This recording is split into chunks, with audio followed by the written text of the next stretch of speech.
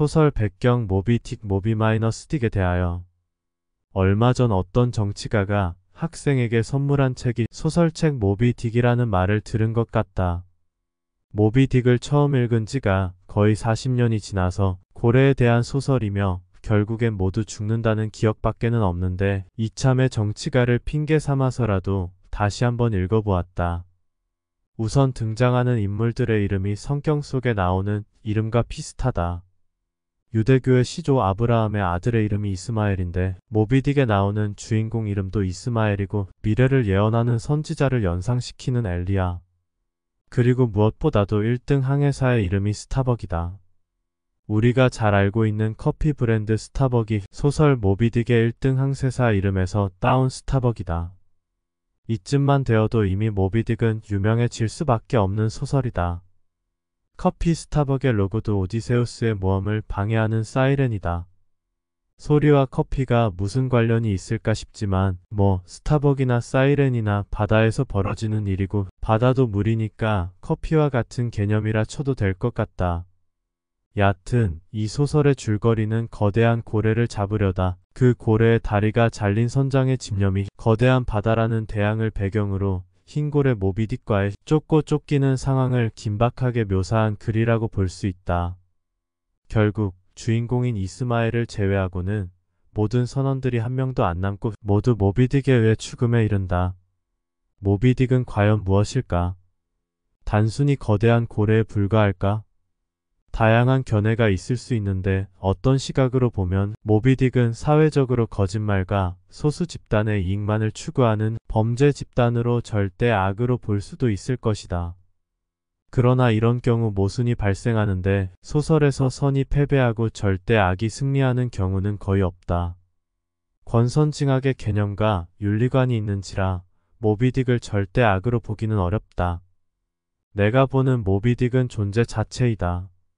거대한 존재 시스템에서 에이브 선장처럼 증오심으로 맞서 싸우기도 하고 때로는 1등 항해사 스타벅처럼 신중해지기도 하며 엘리야처럼 미래를 예측하기도 하는 우리의 삶 그대로의 모습이다. 결국엔 존재의 한계를 못 뛰어넘고 언제 어느 때고 쓰러져 가는 인류. 고래를 쫓는 선원들의 죽음이야. 그렇다고 쳐도 배에 남아 지켜보는 스타벅마저도 고래에 의해 죽음에 이른다는 것은 우리에게 시사하는 바가 크다. 주인공만 빼고 모두 죽는다. 물론 소설 속에서는 주인공은 살려뒀지만 실제 상황이라면 아마 그 누구도 살아남은 자가 없을 것이다. 망망대해에서 존재에 의해서 살해당하는 것이다.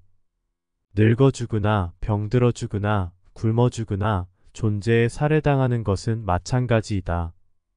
어찌 보면 야생의 세계에서 존재에 살해당하는 편이 삶을 억지로 유지시키는 것보다 더 나으며 더 자비로울 수도 있다. 그 죽음의 순간이 정녕 마지막이기만 하다면야 그러하지만 윤회의 순환은 또 자신을 기다리며 비슷한 삶을 무수히 살아가야 한다.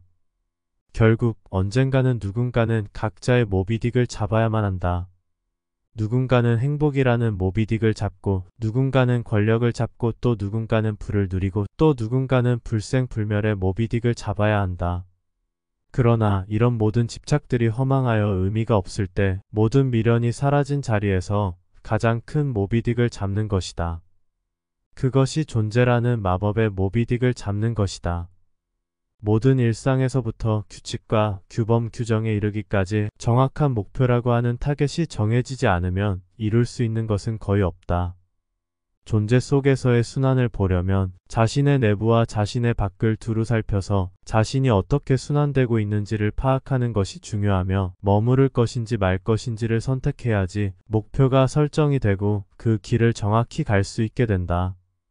그 길에서 명상과 참선은 훌륭한 도구이지만 명상과 참선에만 머물러 있다면 극단적으로 말하면 존재의 덫에 제대로 걸린 것이다. 왜냐하면 참선과 명상은 존재를 못 보게 하는 마력을 지녔기 때문이다. 어찌 보면 존재를 못 보게 하는 속임수와도 같다. 하물며 신을 숭배하고 찬양만 한다면야 무얼 더 말하겠는가. 시다르타가 자신의 일족이 몰살당했을 때 나서지 않은 이유는 자신이 부여받은 역할을 완수하기 위함인 것이지 참선과 명상을 통하여 붓다가 되었기 때문이 아니다. 아마도 시다르타에게 인류를 위한 운명적 역할이 주어지지 않았다면 불교도 없었을 것이며 그 당시 같이 죽었음에 틀림없다. 왜냐면 시다르타는 존재를 탐구하는 위대한 깨친자이지 아라한이 되어 자신만의 공성에 머무르면서 존재를 망각하지 않았기 때문이다.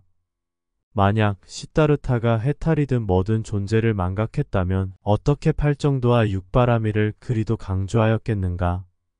그냥 참선만 하라고 하지. 참선은 매 순간이 참선임을 아는 정도까지만 하면 된다. 이제부터는 존재 자체가 화두가 되어야 한다. 존재라고 하는 거대한 모비딕을 잡아야만 한다.